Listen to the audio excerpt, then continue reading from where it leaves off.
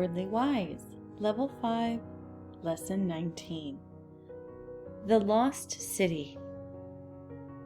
2,000 years ago, Pompeii was a prosperous town with a population of 20,000 people. It was a port on the Sarnus River near the Bay of Naples, 130 miles south of Rome. Rich landowners and retired Roman citizens built elegant homes there and paid for fine public buildings and temples. The town was nestled in the shadow of 4,000-foot-high Mount Vesuvius. Farmers had cultivated grapes in the mountainside's fertile soil for centuries. In 62 AD, the town was shaken by tremors from an earthquake. For 17 years, people worked to repair the damage, unaware of the danger they were in. If they had known what we know, that earthquake would have been a warning. Stupendous forces were slowly building deep beneath the surface. The earthquake was the prelude to a far worse disaster.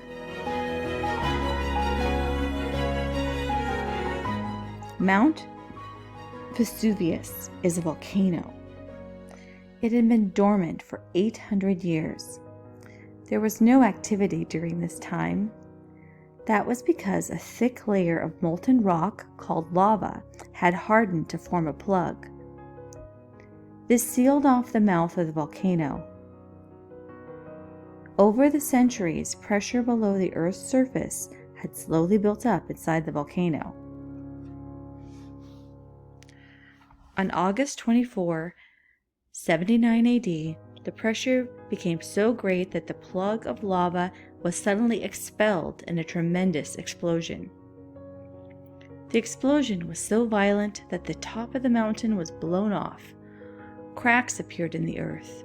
Water, heated to boiling by fires beneath the Earth's crust, thrust its way to the surface. People and animals were scalded as they fled.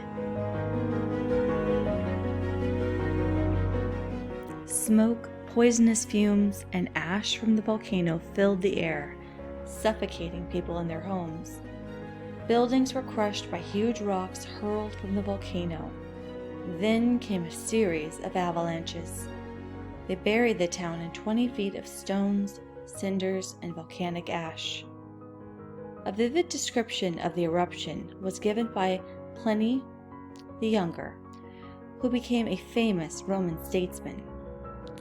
He was 18 years old at the time. He watched the disaster from 20 miles away on the other side of the bay.